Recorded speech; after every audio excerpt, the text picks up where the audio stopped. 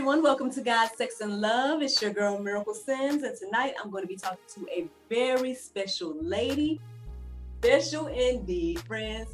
The one, the only Evangelist Evelyn and Adam Sims O'Neill. My mother is here tonight. So, friends, I don't know if you're all ready for this conversation. So, just stay tuned.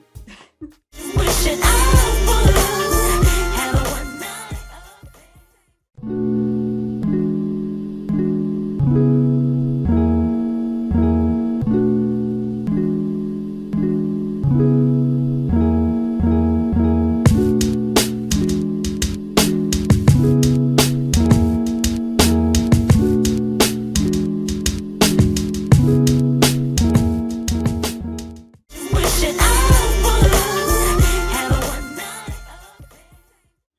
Welcome back to God, Sex, and Love. As you all can see, I have my very, very special guest. It's none other than the Evangelist, Evelyn and Adam Sims O'Neill. Hello, hello. Hello, how are you? Fine. For those of you all that do not know, this is my lovely mother. She's the reason I am here, y'all. In the flesh, right here on God, Sex, and Love for the first time. Welcome, Mama. Thank you. Thank you. Yes. I'm sure everybody's probably confused. Long name that I just gave you. You want to tell a little backstory about that? Okay, Evelyn Ann Adams is my government name. Sims O'Neill are the marriage name. There you go. So there you go, in case you want to know. Amen. And she said she used all of them. Yeah, I use all of them because so many people know me by each one of them. So I don't want them to get misconfused.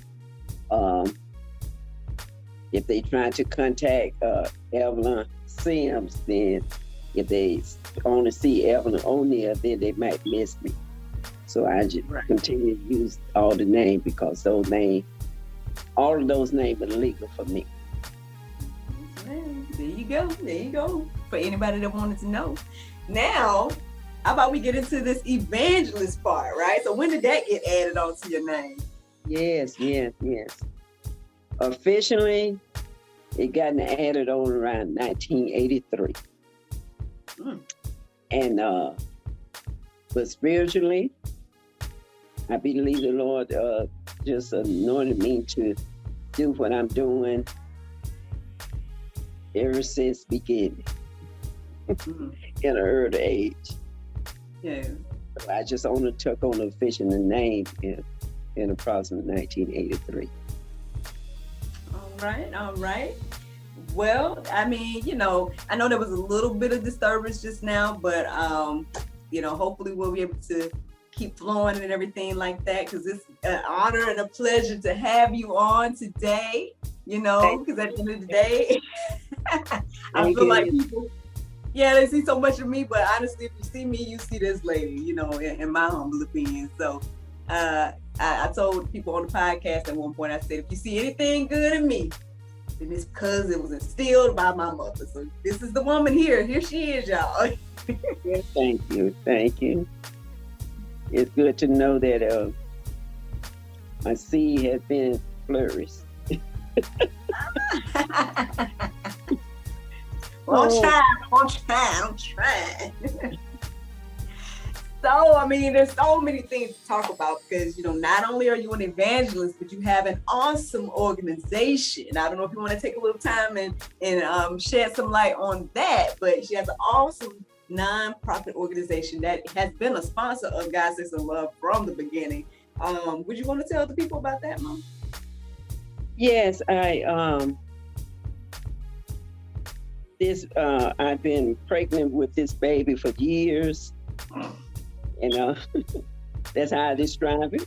Spiritual pregnant with this baby for years, but I finally birthed her in May 2002. And so from that time, Your honor, our honoree today was one of the first class.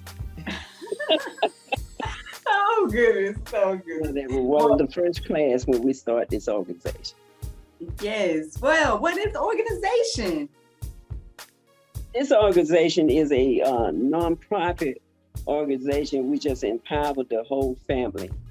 At that time, we were empowering the kids between the age of 5 and 17, and you was in that group of kids. And so at that time, Miracle used to recruit her friends to come over, and we would have what we called our talk session. We have discussions, and so many came, and most of her friends was guys, so they would come and they just made it.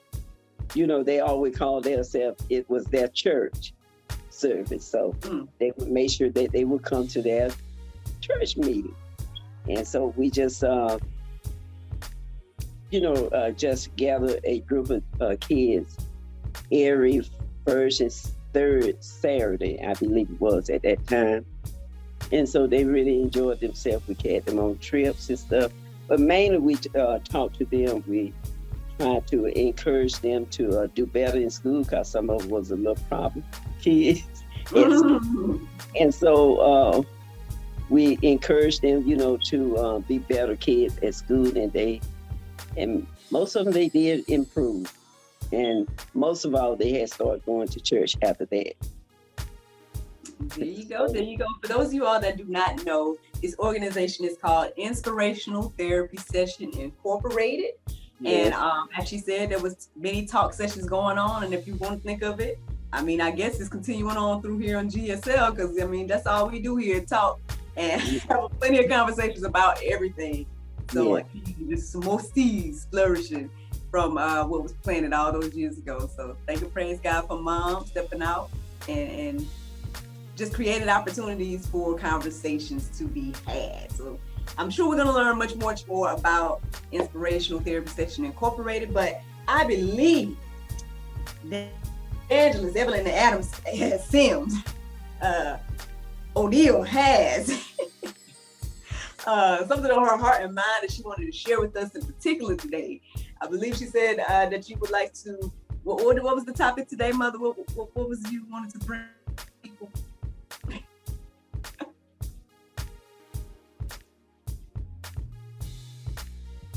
Oh, goodness. Okay. One second. It seems as if your sound has went out.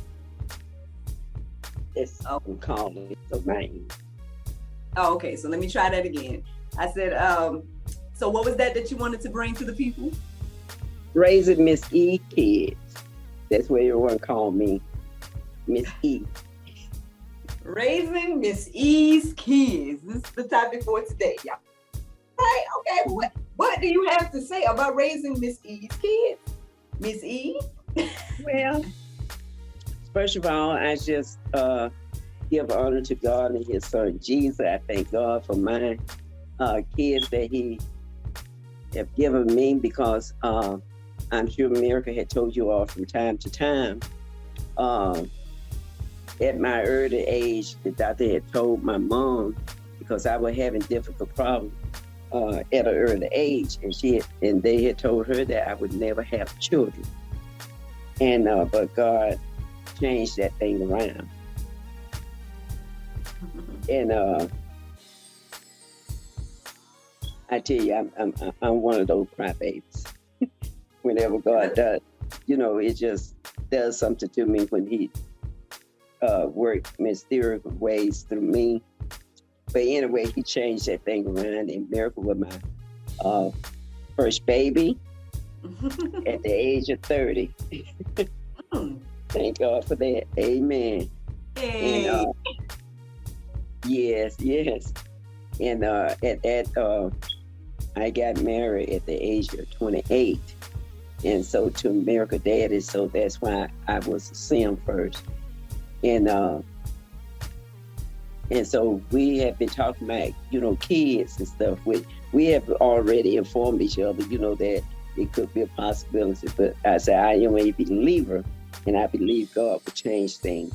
And he did. Amen. And so about a year later into our marriage, I was conceived with a baby. And I thought, okay, but this is a miraculous. But the strangest thing I have dreamt about this on my children, at an early age, that was before I even started dating.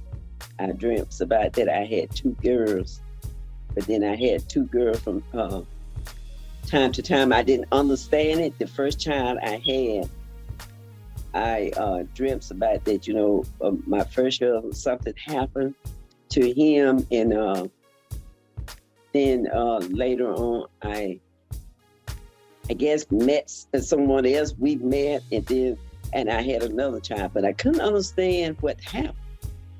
But anyway, lo and behold, after into my approximate year and a half of married America dad, he passed in May of '86, and so 2 months later I had Miracle. And so we had already decide, that and all of this way in a dream too, that I had the baby's name, and they I didn't understand that, but I knew one would start with an N and the other would start with an M. And so Miracle, with me, after I had Miracle, then I guess it just really didn't dawn on me until things start happening. And when things happened, then it came back to my mind. Okay, well, this is what's going on. This is what happened. This is what I dreamt about years ago, before I even started dating and stuff. So that's how Miracle became, because she was a miracle baby to me. And so that was her nickname, Miracle. But her government name is Miraculous Siobhan Sims. Oh, yeah. Didn't know. Yeah, they put it all out there, my man, songwriter. Yes. I was excited, still excited about that little bundle of joy. Amen. But she, after I had her, she was premature. She was a preemie baby, and she weighed 5 pounds. Mm-hmm. I had a little 5-pound baby. She looked more like a doll than she was a baby.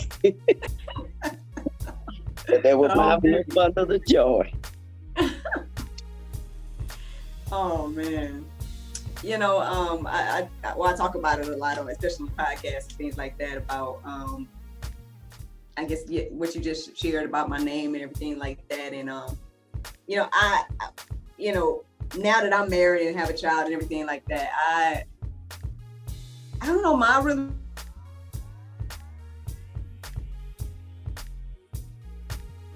very difficult thing to be I could hear you. Could you repeat what you were saying, because you paused? Okay. I was saying that basically that you're very strong to me, because you were going through some very difficult things, to not only be pregnant but then lose your husband. That's a huge thing. And then and then now you have this baby, and you're now a single mother and everything like that. And I talk about it from time to time, because I know we talk about like abortions and different things like that, that people are just so freely doing these days that you could have easily made that choice, if you thought differently or something like that, if you felt as if this is too much for me to handle or something alone. And so obviously, as you say, that God has been with you for years, so obviously that wasn't a choice for you. However, what would you say?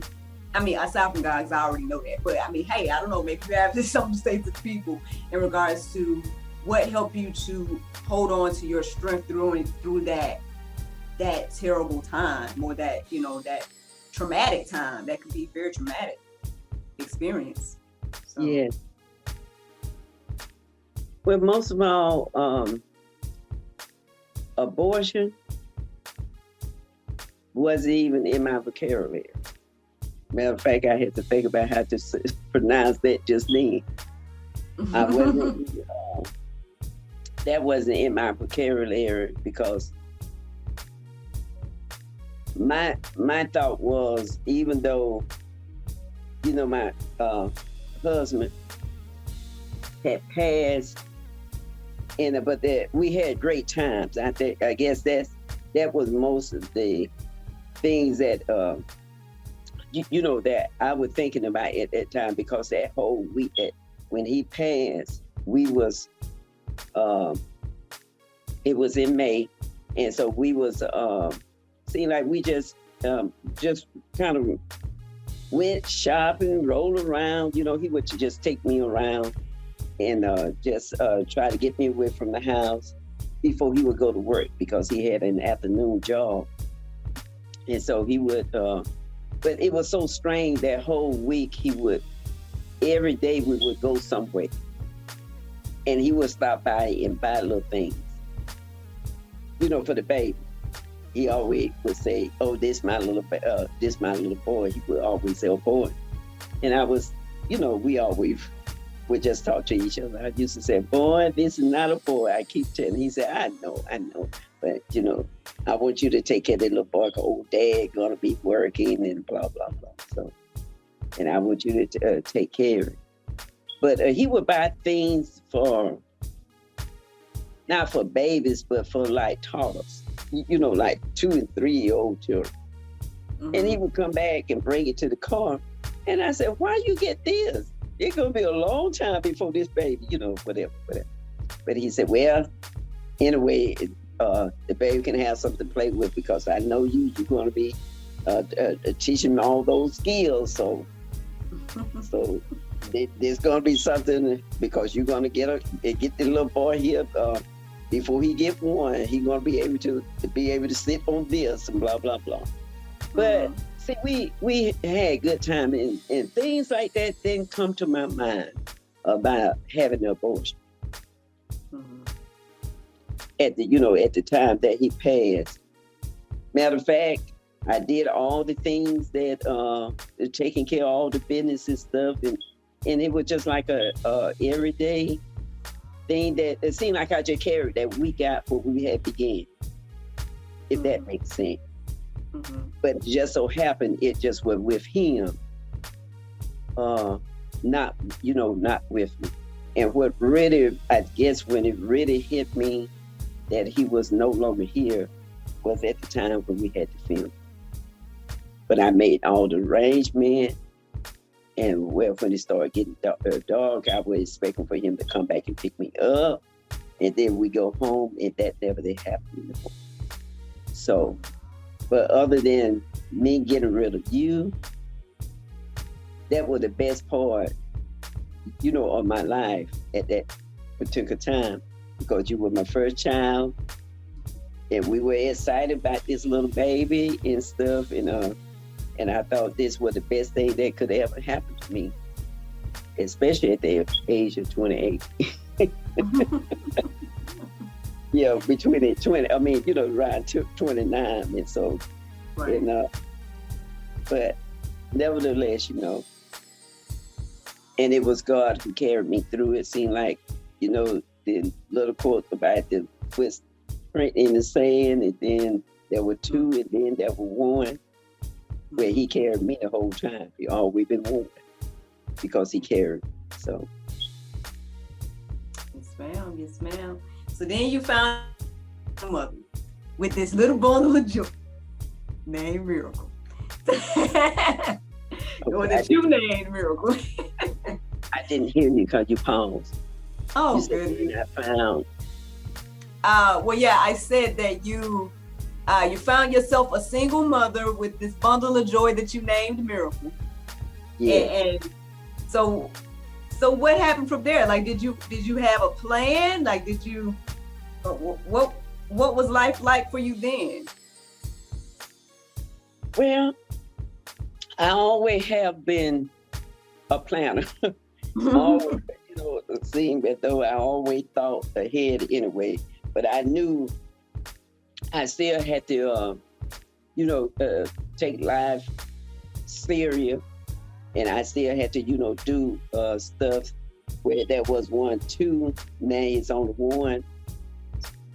So I just had to, as Sam said, I just had to step to the plate and just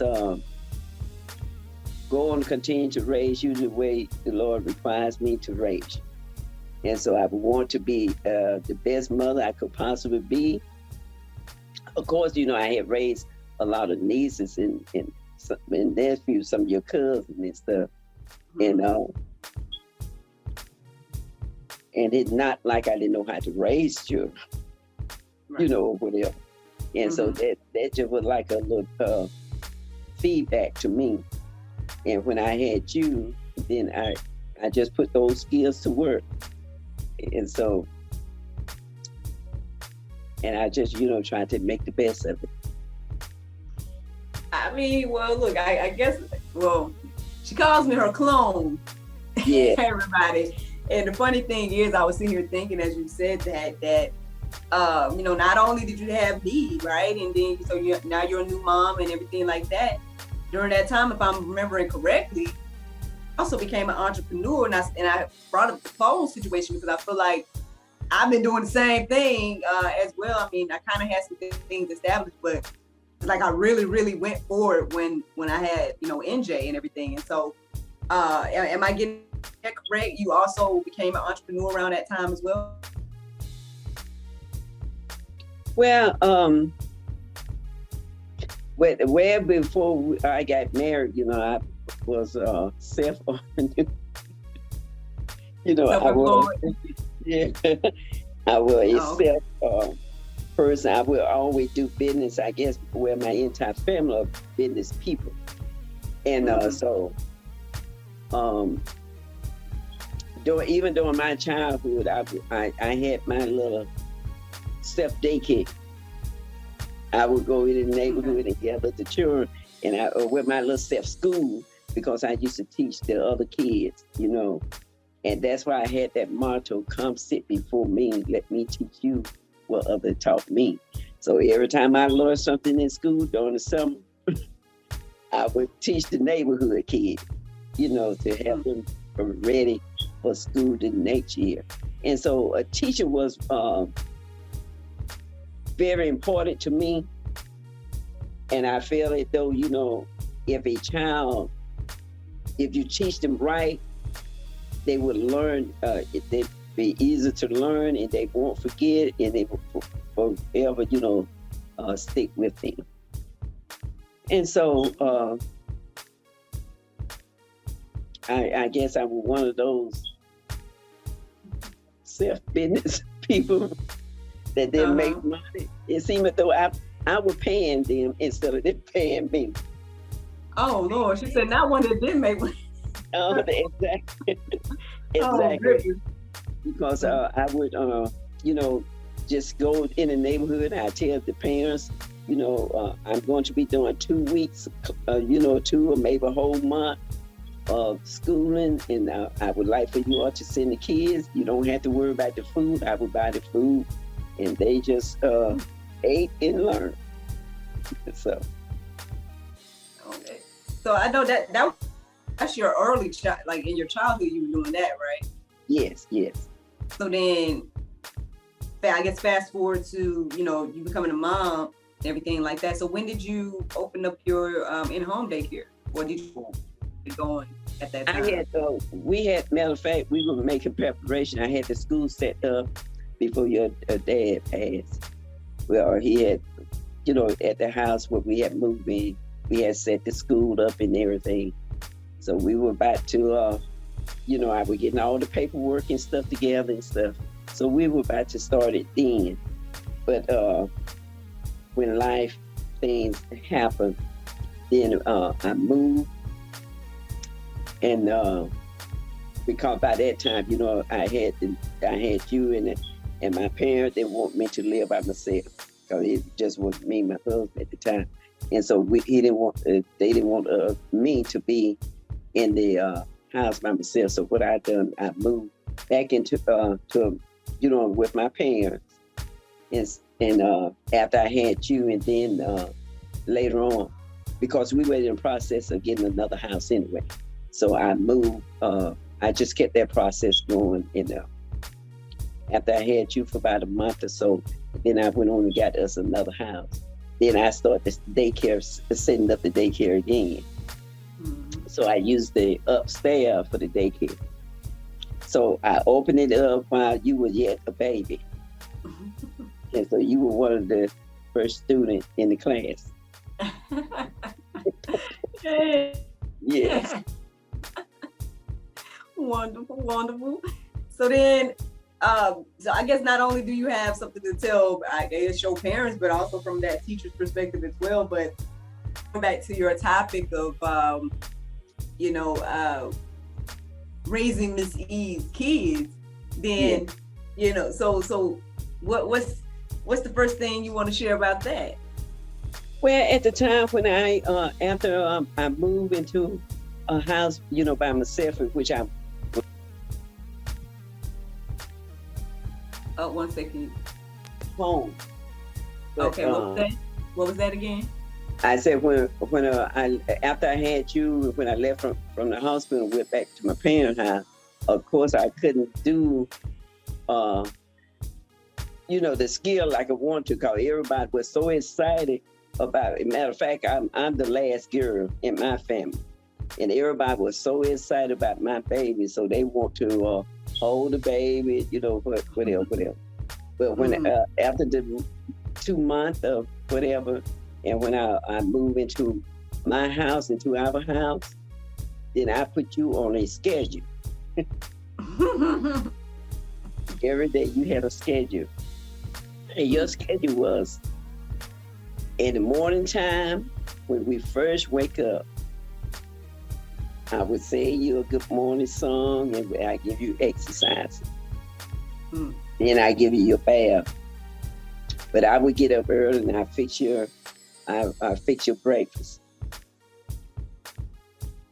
And matter of fact, well, believe it or not, I had you on 3 meals a day and 3 snacks. That's the only ball that you had during the day, and you was a baby.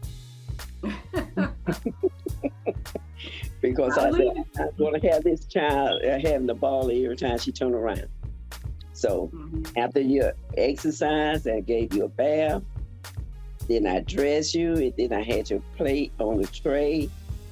And so I would set the tray on the little table. You had a high seat, and so use a baby. But you had a high seat. I set you on the pillow, set you in the high seat, and I get a chair, and I would feed you. In the morning time, you have a little cereal. I would put just a little cereal and some milk when you was infant, when you were in your early, a month or 2, maybe 3. I would put some cereal and milk. And you had milk, juice, and water. And between your breakfast, between 8 o'clock and 12, around about 10, you had some snack, which would be your milk, maybe some fruit, or maybe some pudding. And so in between those times, in between that, that's your feeding time. But you used to watch TV for about 30 minutes. I would sit you before the TV. Your favorite TV was the Simpsons. She said the Simpsons, y'all. Yes, Simpsons. Oh, good. Every time you hear that music, you just sit there and you would raise up in there. But yet and still, I had you on a schedule. After 30 minutes, you watch TV. I would take you outside. If we have outside a little playtime, I had little stuff out there. I would set you in the little swing. And I would, while you're sitting in the swing, I would read a story time to you. I would read a little book. And you just sit there and smile, sing, whatever, under the tree. But it's very important, I feel it though, because it worked for me, and it did work for me twice. it's very important to put your kids on a schedule, and they will follow it. So by that time of day, you had lunchtime, full meal, kids meal. Then you go down for nap. We probably go outside again just for a while. And that's when I just let you play by yourself. Every day I would interact with you, and I let you play by yourself, and I just sit and watch, whatever. And then you go down for nap, and then by that time, it's time for another snack. After I would let you sleep about an hour. So, but after that, you got used to your sleeping pattern. So you were in an hour. I didn't have to wake you up. You would wake up yourself. So it was snack time. Then after snack time, we would have like just play time ourselves. Just sit on the floor and I would talk to you, play with you, blah, blah, blah. And so later on, we would have dinner. Some people might call it lunch. Or some people might call it supper. But at night, after your bath, I would put you to bed. That's when you would, the favorite. I would dry you, put you to bed, and you would sleep the whole night. You wouldn't wake up unless I wake up, because I would wake up and dry, and to make sure you dried and everything. Then I might give you just a little snack, and that would fruit the Sunday. Go back to sleep and then wake up till the next morning. So you knew when to eat and when not to eat. So, so that was my schedule for you. Oh. No, beginnings of Little Miracle. I would wonder, one question that just came to my mind is like, now that I've given you a grandchild, and I guess maybe sometimes when you tell the things about my dad and saying that how he kept saying boy, it's interesting because I'm the one that has the boy, between me and my sister right now, and so I don't know if he saw him, you know what I'm saying, in me or something. I don't know, but anyway, I guess I wondered, like, so you see, and you were the one to raise me. Do you see any similarities between us at the ages that we are, so me at 2 and him at 2, are there any similarities? Are we very different, or what would you say? My NJ? Yeah.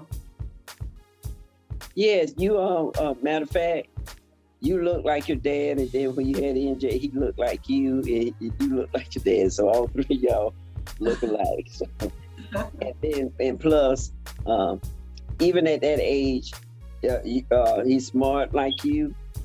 Oh, he is smart. Very smart like you and stuff, and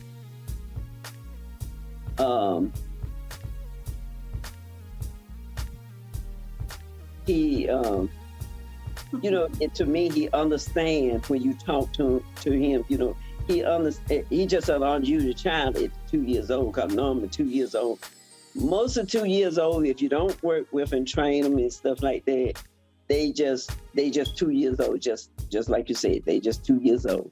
But he like an extraordinary 2 years old, and that's where you were. As a matter of fact, let me back up, because I kept you on a monthly schedule. Whatever you're supposed to be doing for that month, you did that. I had the little booklet that that the doctor gave me, and it would tell you what the child's supposed to be doing at the the first month, the second month, third month. And so you all did that. You were over advanced, because I made sure you all did that. And as a matter of fact, I had you trained about when you were 6 months old. You were already trained, potty trained. And you see that? And you, well, I know you could believe it because you seen it through your sister. You old enough to see what she was doing. And so I would train. I would change your pamper, because I had to buy some of those premium pampers. They were quite expensive. So I would train the pamper. Now I had you in a crawling position. So you would carry your pamper to the wastebasket.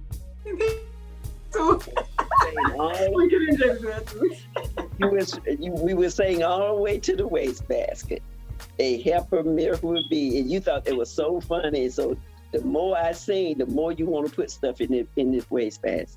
And so that was your pamper. Once I trained, change you will, I tell you again, you will pick it up. And even though you wasn't quite walking that well, but you will crawl. You will crawl to the waistband, you pull yourself up and you drop in. Because we had one of those which you just touch and it opens. And so once your hand went over it, automatically open, you drop in the trash can. You were so well at it till one day my keys were on the table and you carried that to the trash can without me knowing it. And you had put it in the trash can. Oh, Lord. I knew you would use it. Every time you would put something in the trash can, you would sing the song, "A helper out with me. I help Mama carry the trash too." But that, when I started looking for my keys, I said, "Where my keys?" And you were saying, "What key?" Matter of fact, you were, and that's another thing too. We had your speech pattern together because at the age range, whatever month you was, you're supposed to be saying certain things, and I encourage you to say that. So you was talking real good. I know this. I would say that NJ's talking real good too. I would say that NJ's talking real good too. It's like there's some things that we still get amazed. Like he's like making sentences now and stuff, and it's like, yes. Like, you know what you're saying? Okay. And so, and I also had a training time. Even though you was a baby, I had the cards, the ABC cards.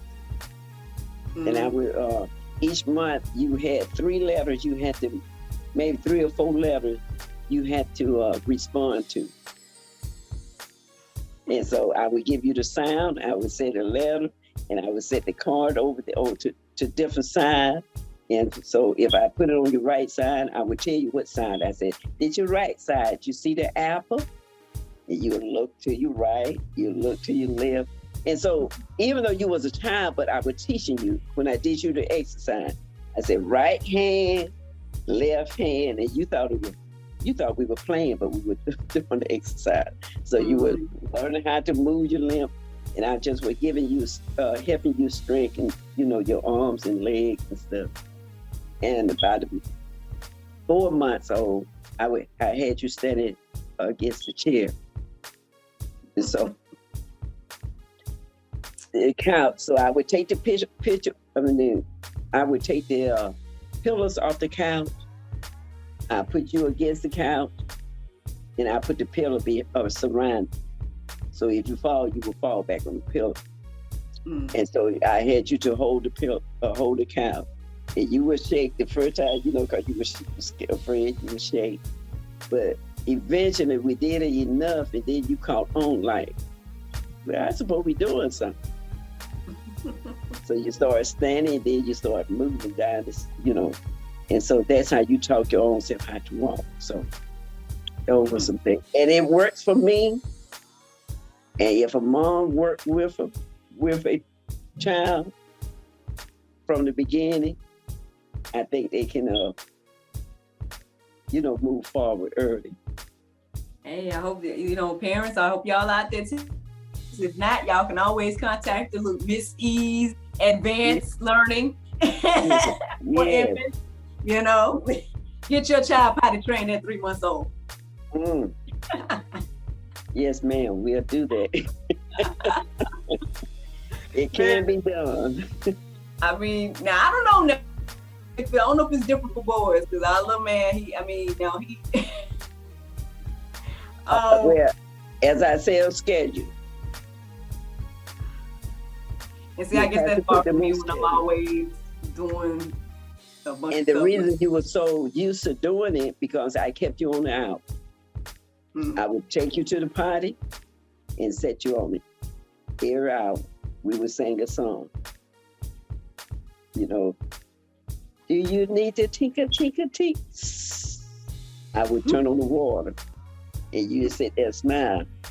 And I said, that's way, do you need to poop? poop, poop. And then you go. I said, poop, poop, poop, poop. And so a child think that funny. You know what I'm saying? But you got to do that. And then sometimes if you did it on your own, in your pamper, I would carry you to the potty. And I would show you. I have you standing up there. I said, see, the poop drop here. You look at the pamper and you see your poop dropping in the potty. I said, that's where poop goes. And so eventually, when you start feeling like you need to poop, you would crawl to the restroom and use that on your little potty. Man, NJ tells us after the fact, he'd be like, Mommy, potty, please. It's like, I mean, but you already did it. You already did it. Yeah. But you got to, whether they use it or not, that's the main word, please. Whether the child use the potty or not, make sure, especially for a young age, carry them area out, on out. And eventually you're going to catch them. You're going to catch them, Sometimes, even though if they didn't use it, I said, well, good boy, good girl, you didn't have to use it this time. So we'll try at 10 o'clock, if it would, at 9. We'll try again at 10 o'clock. And so I would have to, and when I got used to you that, okay, well, she probably won't use it till around about 11. I would keep a schedule. Schedule. That's important. I would keep the time that I caught you when you use it. And so that gave me impression that, okay, well, she probably won't use it around about 11 something. As you got older. So schedule is very important. I see. Raising Miss E's kids. Well, what's the next step then? What's the next step we have going on there? Because I guess, at some point you ended up having 2, right? So, I mean, then 2 different age ranges, 5 years in between the 2. So was there much differences going on, or, was anything different about this process, or? No, it just, okay. At the age, at that time, I know you just always would talk, even though you were a child. I mean, you want a sister. I'm thinking, no, we can't have any sister, just you and me, And so I would always, talk to you too about your dad, and I would take you to, the cemetery to let you, visit the grave, because I had a picture on his stone, and I would talk to you about it because you never got a chance to meet him and stuff. And so, but the strangest thing, every day at the time that he's supposed to went to work at 4 o'clock, you would stand on the sofa because it was against the window, and you would look out the window and say, Mama, here come Dad. Nobody here but us, there's only somebody live here at that time. But you will always say that you did that until you were about 5 years old. You sure did. But you will always tell me that you want a sister. So at that time, my husband and I, now, Larry, he met me at church. We met at church and stuff. Then we start talking, and so you asked me, Mama, what should I call him? I said, well, you call him Mr. Mister, that's what you call it. Then later on, when he proposed, he would want to marry. Then he will, you will want to. You said, well, I want to call him Dad, and he agreed. And so he thought it was something, special. And so that's how that came about. But when I got pregnant with your sister, I had to get off my feet. I was 6 weeks pregnant because I had a weak body, and the doctor said that I'd probably lose it if I didn't, get off my feet. And so that's what happened there. So I had to kind of spend myself propped up for the rest of the few months that I carried her. And after that, you saw from first hand how she was raised. Because I guess you had got so used to me doing it every morning. You would get up, and while I was in there fixing the breakfast, you're going to get on the bed and you're going to hold it. You had picked her up, and you were holding. You were saying the song as usual. Good morning to you, little sister. Then when I opened the door, I thank God that you threw her backwards. Because if you had threw her forward, you would hit the floor, and you would threw her back, and you said, "Oh, I just was trying to hold her, Mom. I was talking to her." But I guess you were trying to do what I used to do every morning. You would watch me, and so I guess you were trying to do what I was doing, and you were trying to exercise, pull her on.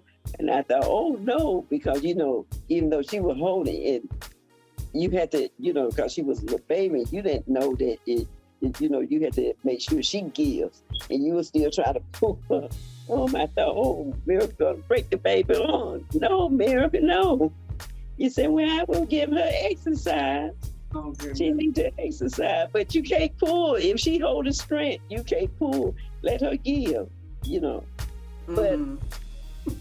But it's even though, you all grew up together, and so you knew some stuff by that time, you were helping me with her. Yeah. So there was no differences then. It just flips the same. So then I had another little extra teacher. So that was different. That she didn't know all the skills, but she thought I'm just following suit, but you didn't know.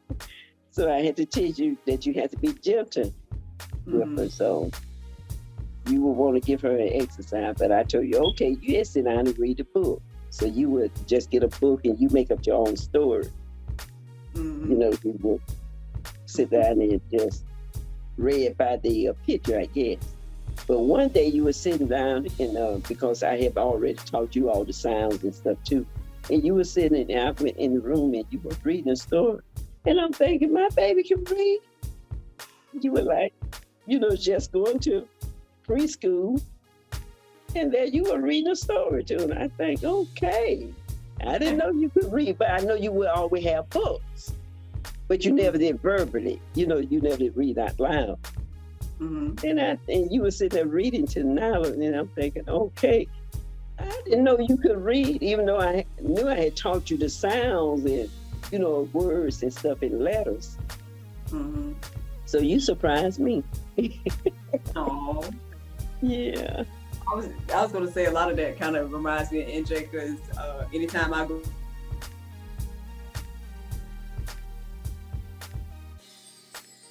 usually it's like some candy I got here somewhere or something like that.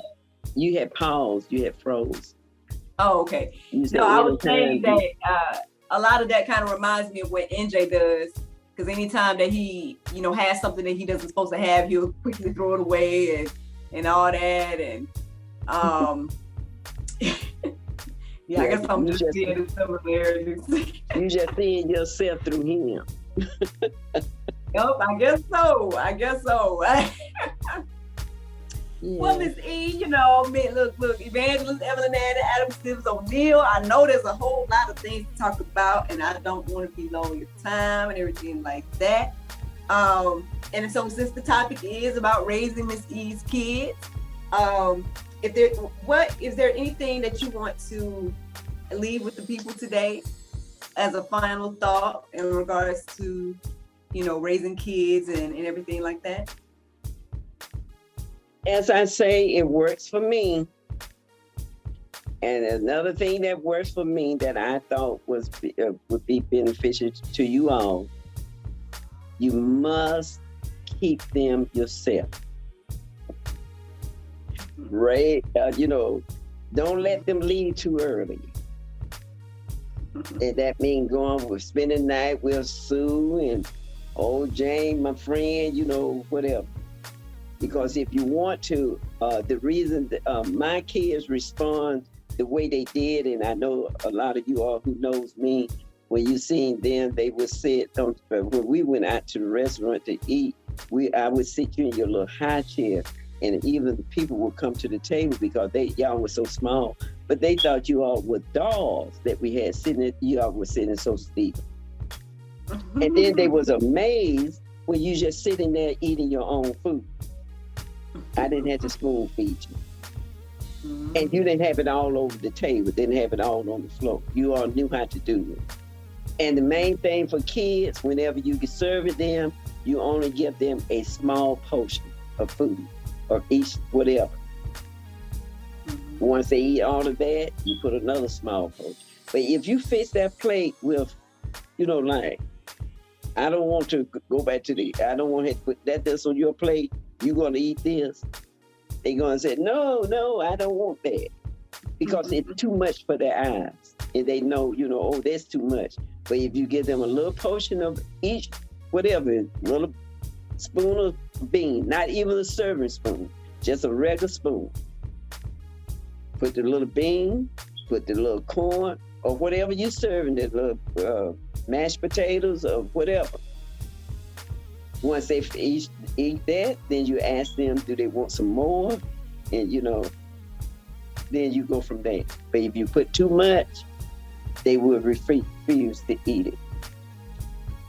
And I'm really big on family and special kids. You must, the way you train them, this is the rule you want them to follow. But if you bring them to my house, I got different set of rules. And Miracle was prime example of that. Because my oldest, my second oldest sister used to come and help clean up for me, and stuff. Because especially when I was pregnant with Nyla. And so Miracle was so used to doing routine stuff. And so when she got there, she would want Miracle to do it the way she wanted to do it. And she said, Miracle, she came around the room, she said, you know what Miracle told me? I said, no. She said, Miracle said, hey, Kate, what should I do? I got two mama telling me this, you telling me that. Which one should I do? Because you were so used to what I had taught you. And when she went around and kind of changed it, then you would want to know which one you should do. Should you obey her or obey your mama? And see, that's the way other kids would do. But you just were old enough to express yours. Other kids, they probably don't know how to say it like that. Right.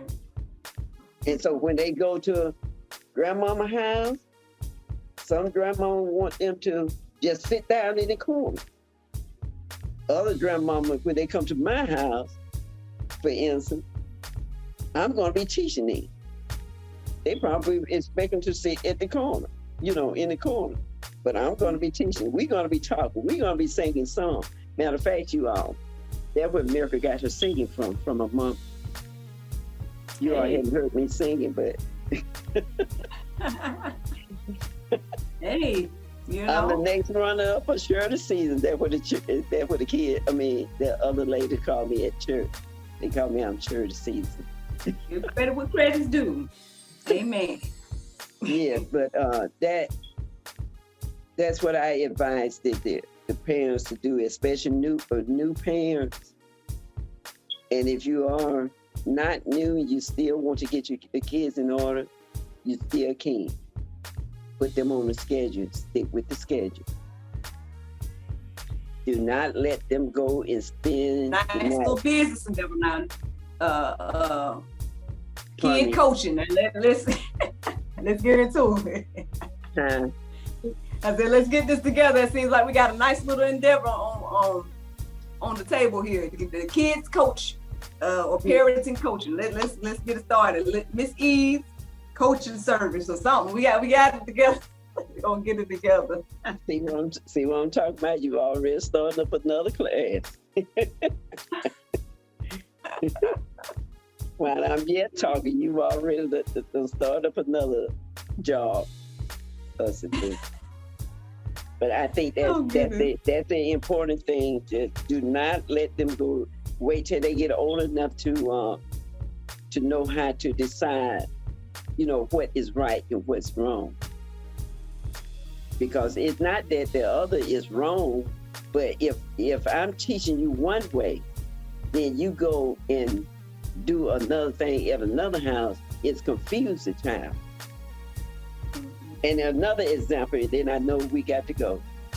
Another example, I know when you started to school, I've taught you to say yes, ma'am, no, ma'am. Yes, ma'am, yes, sir, and no, sir. Well, when you started school, the teacher said yes and no.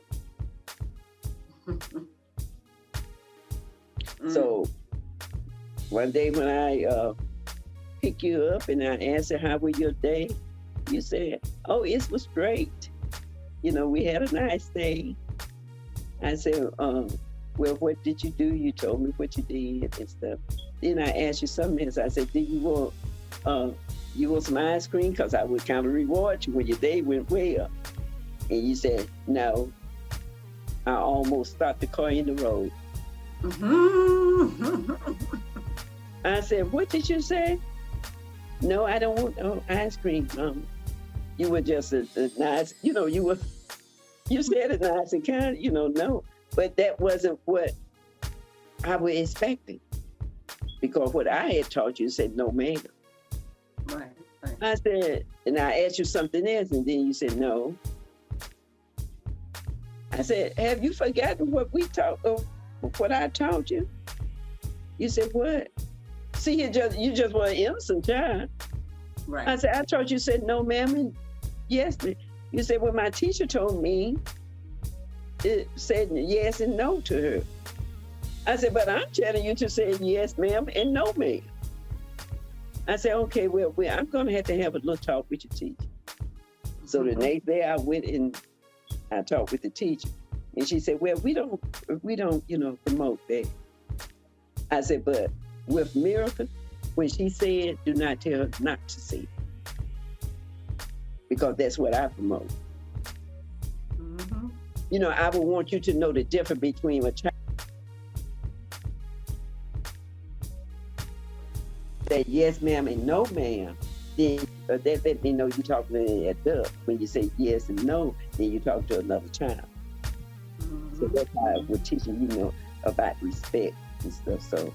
So when the teacher and I, we got on the same page, and from that day forward, she used to say yes, ma'am, whatever.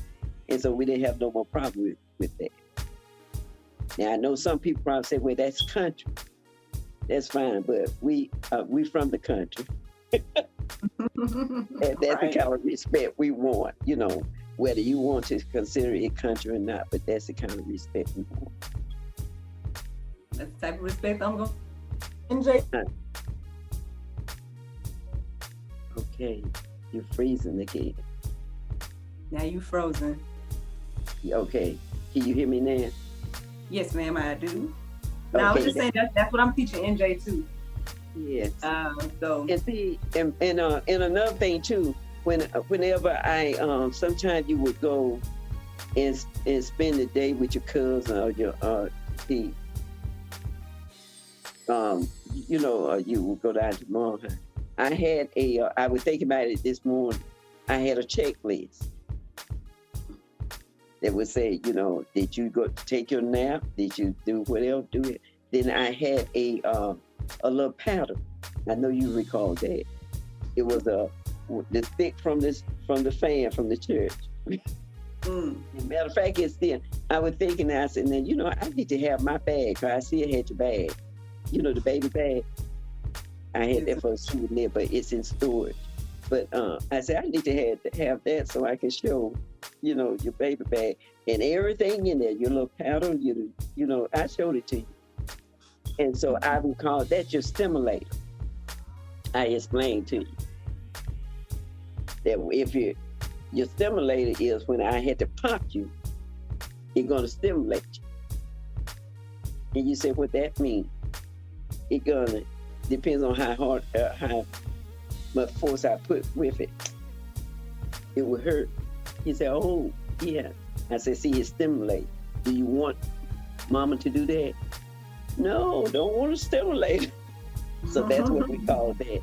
But I would put that in the bag, and I would tell whoever I left you with, if you didn't do what you're supposed to do, this is a little stimulator. They had the checklist that they check off with whatever you did, didn't do. And so I would know that. I had the little call, the emergency number. So if something went wrong, you all call or whatever. But those were things that made me happy, which I was assured that you all were going to be okay. So I knew what I want them to kind of stimulate you with. It was a little thin, little fan thing. And I knew it wasn't going to hurt. It wasn't going to kill you. So all of your stuff that due to you, it was in your little bag. And you carried it. So when NJ be talking about his little backpack, and he just reminded me, okay, your mama carried her backpack with everything in it. Something, her little stimulator in it, her check-off list, and, whatever. But that's what made me happy. And that's why I gave, the people, I had people I confided in that I knew they would do the right thing, that they won't just abuse you. If you need a poppy, they were going to use it. But every time they said, "Oh no, we didn't have to use it." Matter of fact, I didn't have to use it. Never a couple times. That's when you got older, though. That's another class. We'll discuss that. We'll discuss that when you thought yeah, you thought you were putting your mama's leg on that one.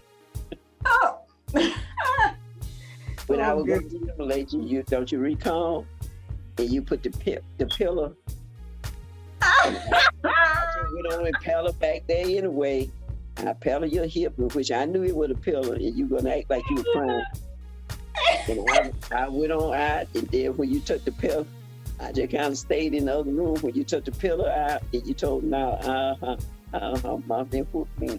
Just as soon as you took it out, I came back in there and put some on the original. Oh Lord.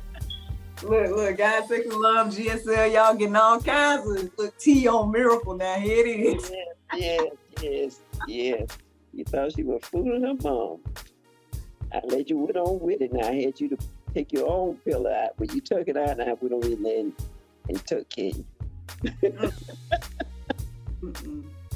Yeah. But hey, I mean, well worth it, looking back on it, especially like I said, I kind of was reflecting on kids these days.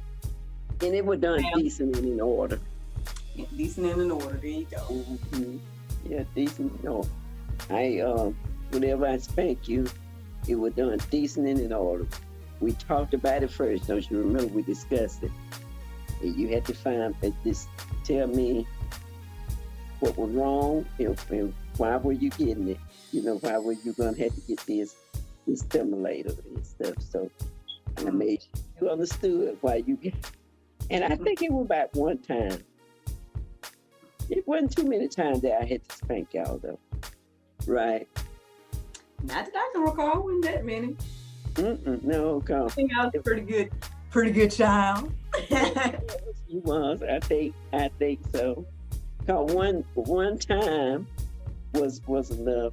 When you saw what that was about, you didn't want no more of it. Amen. And that's what I don't understand about my son, because he'll want to keep doing stuff, and it's like, but you already know what you're gonna get. Like how he just, I don't know if it's a boy thing or what, but it seems like he'll just keep trying to do whatever it is. Like it's that stubborn and determined. I feel like he's a mix of those two. And I ain't gonna say who is who. And I say it's me and my husband both stubborn and determined. I'm not gonna say who is who, but I think it's a mix of both. Yeah. And now that's in him, and now he's both, he's determined to do whatever the thing is, and stubborn about not doing it. So, but yeah, I mean, I think, yeah, like you say, decent and in order and everything like that. And parenting is a serious task. And I give you your flowers, mother. I try to give them to you, however, but now I give them to you on this talk show of God and Love. Mother, you have been a wonderful mother to me. I love you.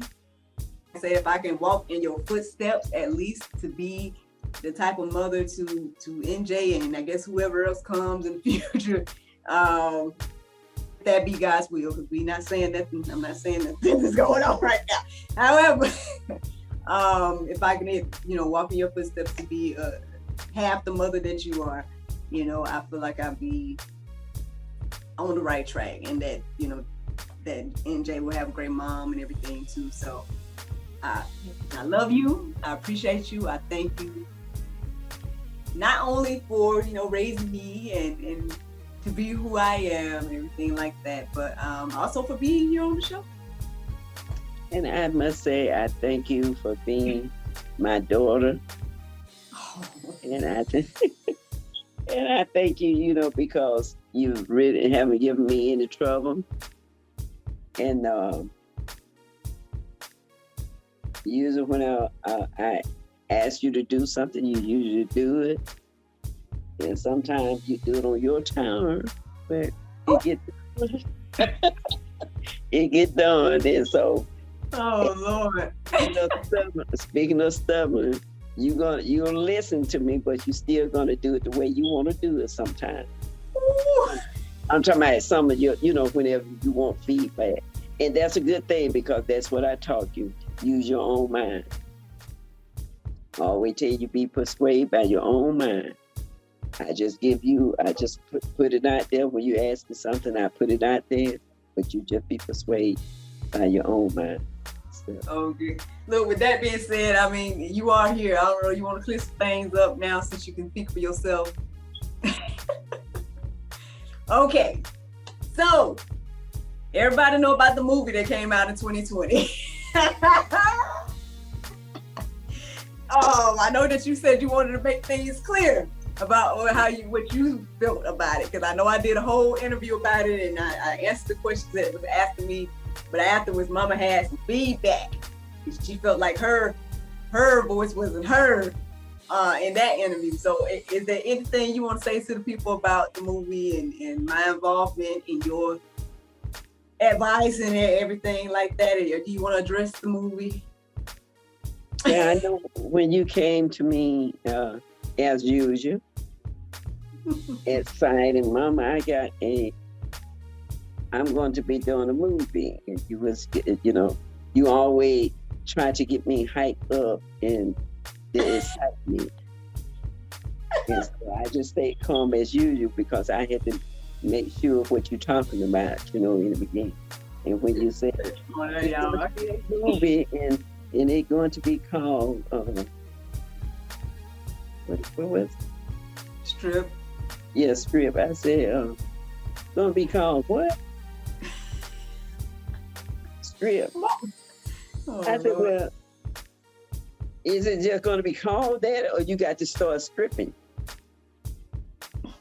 Well, that one thing about it, you never lied to me. But whenever you pause, or whenever you drag, I knew it's something that come after. So if you pause too long, whatever. And I said, do you hear me? He said, well, Mama, yeah, I mean, something like that. I said, are you going to be nude, the birth nude? Yeah, there's something like that. I said, no, ma'am. No, ma'am, I do not agree to that. I say if they, I say, I know I've seen some stuff where people wear now something that look like a body, but it's not really your body. you know, I've seen people put on, bodysuit and stuff and look like the body fine. I said, are they going to be like that? No, I think it's going to be just new. I said, mm-mm. I said, I do not agree to that. I sure don't. Oh, goodness. I said, but you be persuaded by your own mind. I said, now you need to think about the reality of it. You'll probably be excited about doing the movie, but what you're going to think later on down the road. The future thing. And at the time, I said, what you going to do if you have children? How you going to explain it? You didn't have any at that time. And lo and behold, you're going to take your child with you. Well, look, all of y'all was wanting, well, we didn't know he was a him then, or we didn't know it was going to be baby coming, but all of y'all was ready that year, and I knew it was going to happen that year. I just didn't, I thought I would at least be done with the movie, but. Later on, you're going to have your baby stripping. I said, Jesus Christ. Come on,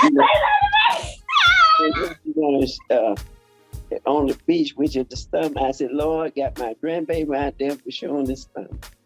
Okay.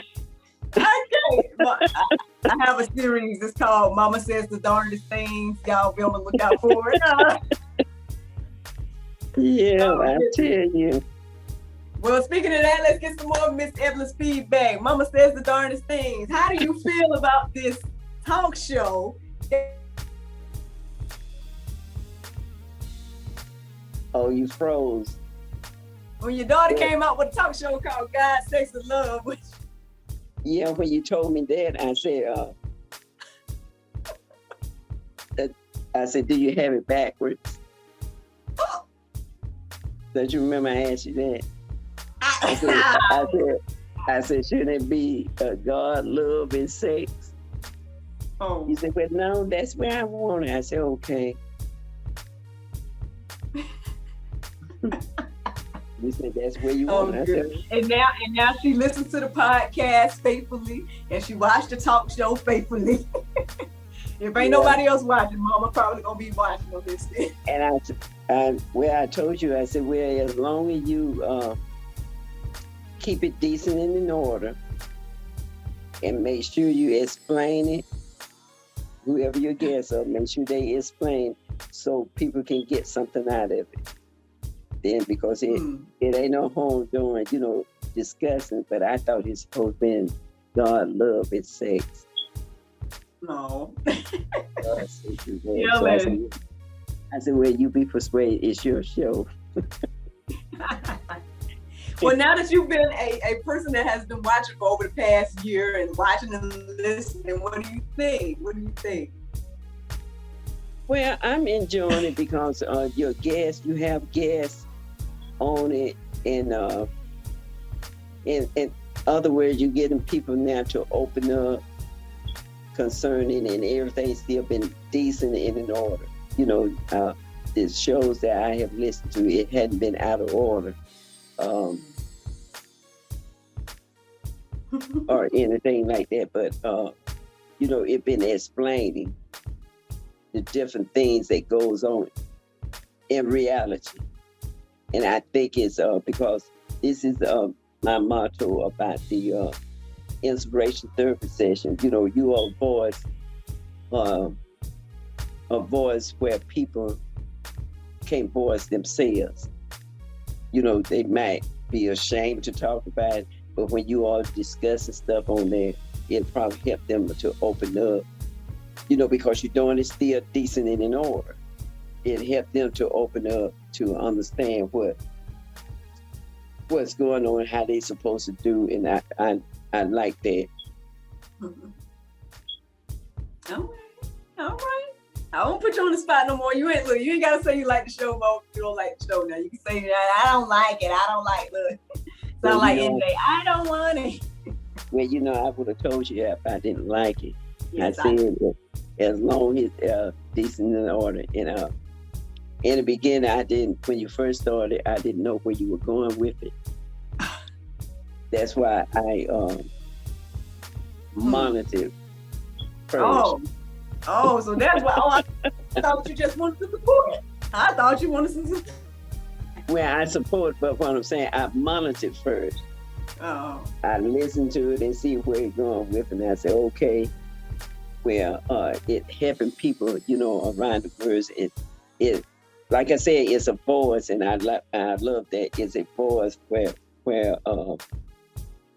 people who can't talk or don't understand, it will help them, explain to them at least what's going on. And plus, too, it will help the adults to talk to their children. And I when you all were younger, I didn't let you all just say anything pertaining to your body. You would have to say it the correct word. And even some of the people, they didn't like that because they said it's too young for them to do that. I said I'd rather for them to know the correct way than to be saying all this and other stuff. And that's going to be too heavy for me. Because some of this stuff is blown out of proportion. It's too heavy for me as old as I am. Yes. Well, Lord, we know that this is going, we're going to be on our way, we be on the phone, Mama, so we don't have to let people go. Yes, okay. But again, I want to say thank you so much for spending this time on God, Sex, and Love. You are welcome anytime. You can come on back and talk about whatever it is you want to say. Is there anything you want to say before you go? No, I enjoyed myself. It wasn't as bad as I thought it was going to be. But I knew once I started talking, I'm okay. It's just starting. Mm-hmm. And that's what, kind of get me, because I had started sweating and stuff. I'm thinking that, I'm too old for this. I know I can do this and stuff. But it just getting started, for me. And so this is my first interview other than interviewing for a job. Oh. And so this is my first interview. I'm glad it's your first. And thank you, my princess. Oh, I think you've done a wonderful job. Like I said, be on the lookout. We might need to get her show going. You know what I'm saying? Look. Oh. As I say, I think this was teaching. This portion is just teaching us how to, raise kids, how to start off. If you start off right, it'll end up right. And I must say, I taught my children to reach for the star, reach for the sky, reach for the star. Just don't stop. Keep going. Well, I was just teaching you that. But Lord, this child here, she don't pass the star. She going somewhere else next. So she master one thing, she'll go. I think you're going for the moon this time, right? Well, keep going. Yes, they keep going because that's the goal, and I really appreciate that, and I must say everything you're doing for the Lord, as the songwriter say, it's good. If you do it for Him, it's going to be good, and He'll support it.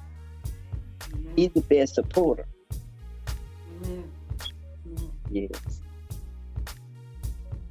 Oh Lord, you ain't finna make me cry on here today. On and go then, y'all.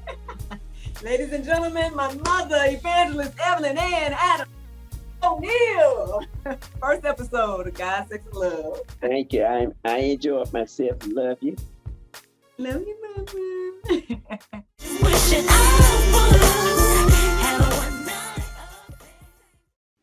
Solo, a life story told through love and relationships.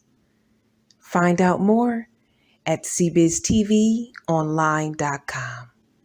That's cbiztvonline.com.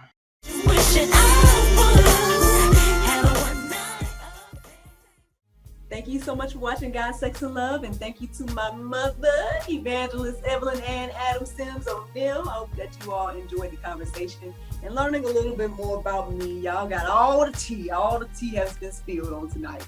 So, but anyway, I hope that you all enjoyed it and have a good night.